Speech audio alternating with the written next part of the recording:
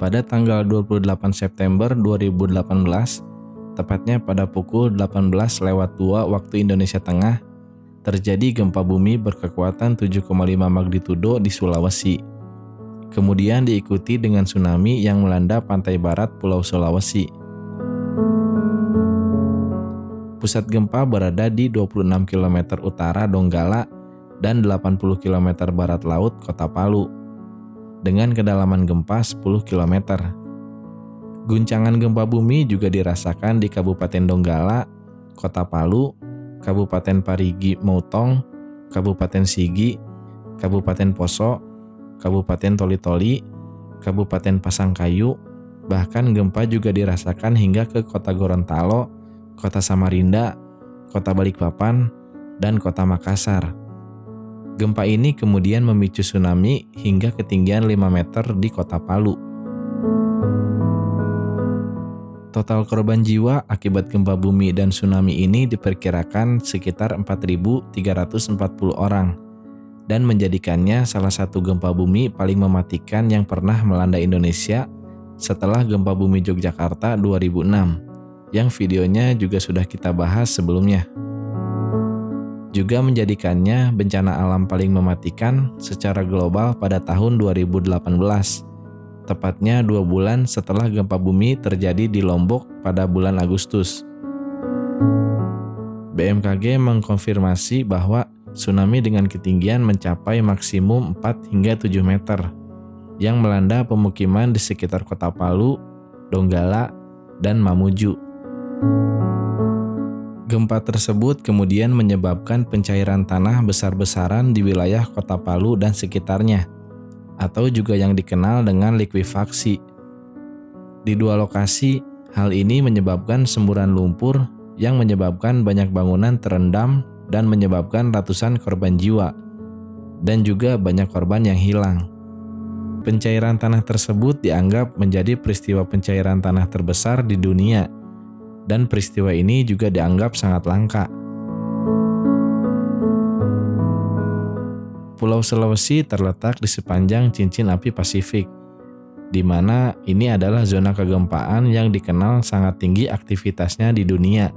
Sulawesi Tengah juga terletak pada 3 lempeng tektonik utama, yaitu lempeng Sunda, lempeng Indo-Australia, dan lempeng Laut Banda. Sesar Palu Koro menjadi penyebab utama gempa bumi yang terjadi pada tanggal 28 September 2018 ini. Beberapa gempa bumi besar telah dikaitkan dengan pergerakan patahan atau sesar ini sejak tahun 1900, dan 3 peristiwa besar dalam 2000 tahun terakhir telah disimpulkan dari studi zona patahan tersebut. Pada tahun 2017, sebuah penelitian mengakui patahan ini mewakili resiko seismik terbesar di Indonesia bagian timur. Sesar Palu Koro merupakan salah satu peristiwa tektonik atau pergeseran lapisan kulit bumi karena terlepasnya energi di zona penunjaman. Sesar ini terbentuk akibat tekanan yang timbul dari benturan benua kecil Banggai Sula yang merangsek ke arah barat di mana Pulau Sulawesi berada. Peristiwa benturan benua kecil ini diperkirakan terjadi pada 5-10 juta tahun yang lalu. Pusat gempa berada di darat, tepatnya berada di sekitar Kecamatan Sirenja, Kabupaten Donggala. Guncangan gempa bumi ini dilaporkan telah dirasakan cukup kuat di sebagian besar Provinsi Sulawesi Tengah, Sulawesi Barat, dan sebagian Kalimantan Timur, serta Sulawesi Selatan, Gorontalo, dan Sulawesi Utara. Di Makassar misalnya, getaran sempat dirasakan beberapa detik. Di Menara Bosowa, karyawan berlarian meninggalkan gedung tersebut. Di Palopo, Sulawesi Selatan, guncangan membuat warga berlarian meninggalkan rumah mereka. Di Samarinda, gempa turut dirasakan sampai warga keluar berhamburan dari gedung dan pusat perbelanjaan. Di Balikpapan, gempa turut dirasakan di Rusnawa dan hotel. Secara umum, gempa bumi ini berintensitas kuat dirasakan selama 2-10 detik. Dengan memperhatikan lokasi epicentrum dan kedalaman hipocentrum gempa bumi, tampak bahwa gempa bumi dangkal ini terjadi akibat aktivitas di zona sesar Palu Koro. Sesar ini merupakan sesar yang paling aktif di Sulawesi dan bisa pula disebut paling aktif di Indonesia dengan pergerakan sekitar 7 cm per tahun. Sesar yang diteliti di LIPI baru sampai sesar darat, sedangkan sesar di laut sama sekali nihil dari penelitian.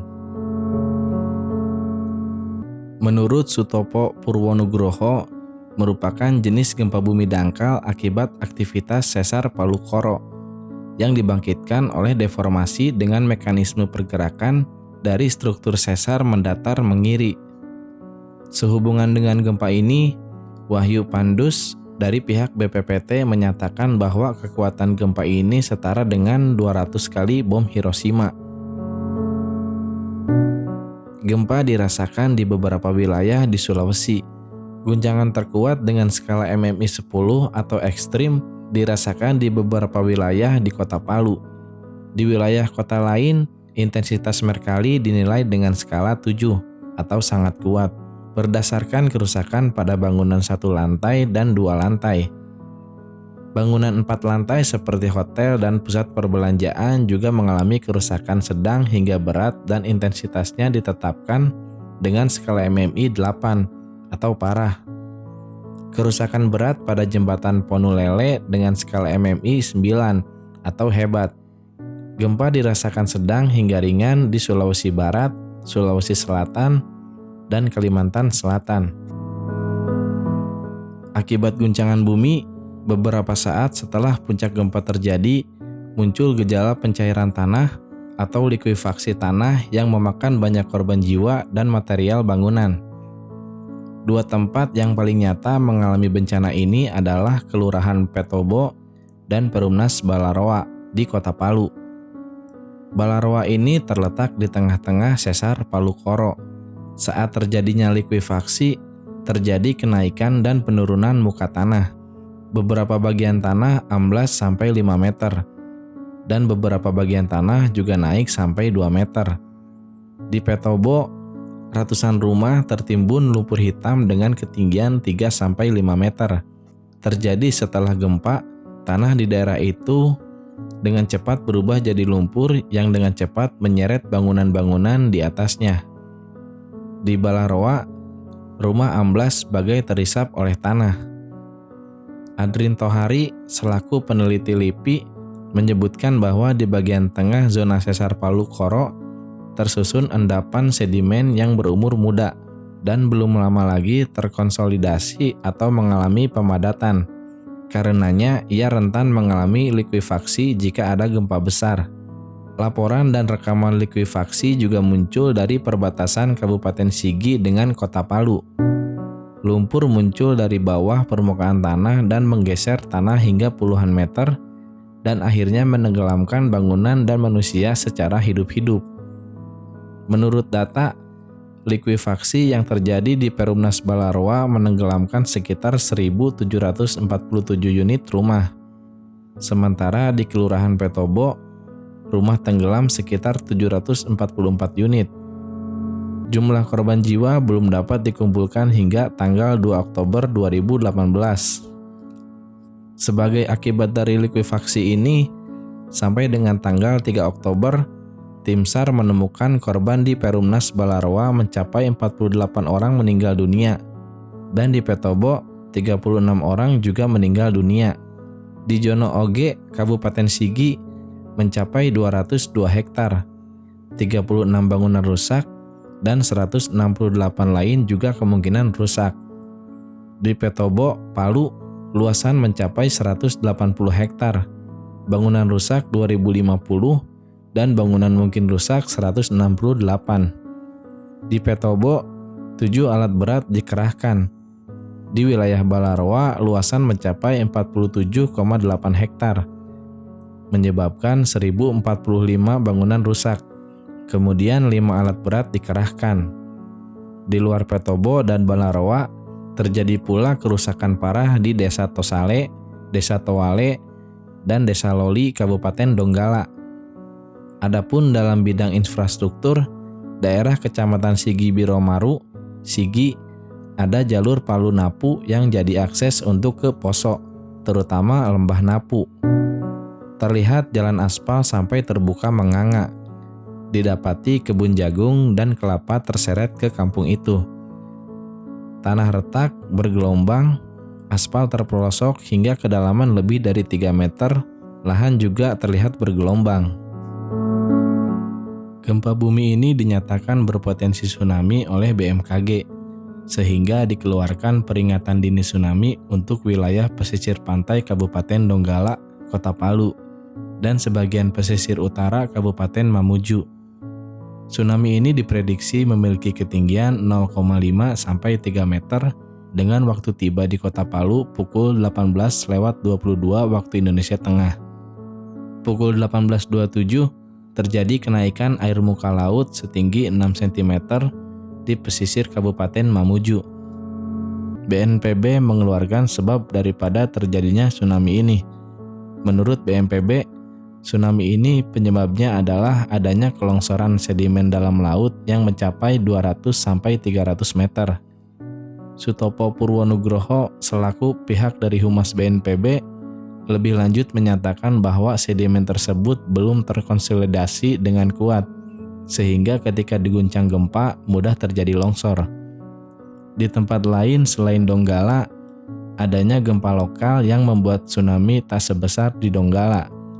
Di Teluk Palu yang jaraknya lebih dekat dengan pusat gempa diperkirakan terlebih dahulu mengalami tsunami setinggi 1,5 meter. Pukul 18.37, BMKG mengakhiri peringatan dini tsunami akibat dari gempa ini. Fakta terbaru menyebutkan bahwa titik tertinggi tsunami tercatat 11,3 meter yang terjadi di Desa Tondo, Palu Timur, Kota Palu. Sedangkan titik terendah tsunami tercatat 2,2 meter yang terjadi di Desa Mapaga, Kabupaten Donggala. Baik di titik tertinggi maupun titik terendah, tsunami menerjang pantai, menghantam pemukiman, hingga gedung-gedung dan fasilitas umum. Pada awalnya, korban jiwa 1 orang dan 10 orang luka-luka dikabarkan akibat gempa pertama berkekuatan 6 magnitudo yang terjadi pukul 15 waktu Indonesia Tengah. Namun angka begitu cepat meningkat, sampai diketahuilah jumlah korban jiwa telah mencapai 420 orang. Pada Selasa 2 Oktober, Sutopo mengabarkan bahwa korban meninggal telah mencapai 1.234 orang. Adapun jumlah korban orang tertimbun yang dilaporkan masyarakat telah mencapai 152 orang. Orang yang terluka dibawa ke rumah sakit untuk cepat mendapatkan perawatan. Korban jiwa maupun yang terluka merupakan korban yang tertimpa bangunan yang roboh. BPBD Kabupaten Donggala juga menyatakan bahwa puluhan rumah rusak karena adanya gempa ini. Sementara akibat gempa berkekuatan 7,5 magnitudo yang disusul tsunami di Kota Palu hingga Sabtu 29 September 2018 pukul 15 waktu Indonesia Tengah, korban jiwa mencapai 844 jiwa. Lebih dari 500 orang luka berat, 29 orang hilang, dan sebanyak 65.733 rumah rusak. Menurut Kapendam Kodam 13 Merdeka, Kolonel M. Thohir, dari antara orang-orang yang hilang itu, satu keluarga yang terdiri dari 5 orang hilang di tengah tsunami di pantai Talise. Dari antara 400 lebih orang yang meninggal itu, baru teridentifikasi sebanyak 97 orang. Sejumlah tempat rata dengan tanah. Sepanjang cakrawala terlihat kayu yang berserakan di mana-mana, pepuingan dan atap-atap yang terserak. Jalan raya juga terkena longsor akibat gempa ini. Terakhir, menurut Jakarta Post, korban jiwa mencapai 4.340 orang. Hampir separuh korban jiwa, yakni 2.141 orang, terjadi di Kota Palu yang merupakan wilayah terdampak gempa dan tsunami terparah. Sedangkan di Kabupaten Sigi sebanyak 289 orang, Kabupaten Donggala 1.703 orang, dan Kabupaten Parigi Mutong 15 orang. sebanyak 667 orang dinyatakan hilang, sementara 1.016 jenazah lainnya tidak dapat diidentifikasi. Sementara itu, korban yang mengungsi sebanyak 82.775 orang, dan 8.731 orang pengungsi berada di luar Sulawesi. Pada tanggal 30 September 2018, Presiden Jokowi mengunjungi Palu pertama kalinya setelah membatalkan acara Jalan Sehat dan setelah mengadakan doa bersama lintas agama di Stadion Sriwedari, Solo, Jawa Tengah. Setelah acara doa bersama selesai, ia langsung berangkat ke Palu guna meninjau gempa di sana. Dalam keberangkatan itu, Presiden dan rombongan menggunakan pesawat Boeing 737-400 TNI AU melalui pangkalan TNI AU Adi Sumarmo, Surakarta. Rombongan Presiden lepas landas pada pukul 10.07 waktu Indonesia Barat. Hal yang ditinjau adalah Pantai Talise, Perumahan Balaroa, dan Rumah Sakit Wirabuana. Kunjungan diadakan lagi kedua kalinya oleh Presiden Joko Widodo pada tanggal 3 Oktober 2018. Di Bandara SIS Al Jufri, Presiden mengadakan rapat terbatas mengenai evaluasi progres yang terjadi di lapangan. Ini dilakukannya setelah meninjau dampak bencana gempa dan tsunami. Selain itu, 23 warga yang jadi pasien di RS darurat di bandara itu turut pula dikunjungi oleh Presiden Joko Widodo setibanya ia di sana. Pukul 10.15 dalam kunjungan itu pula, Presiden juga sempat mengunjungi Petobo. Juga sempat meninjau PLN yang diperbaiki sekitar 500 orang.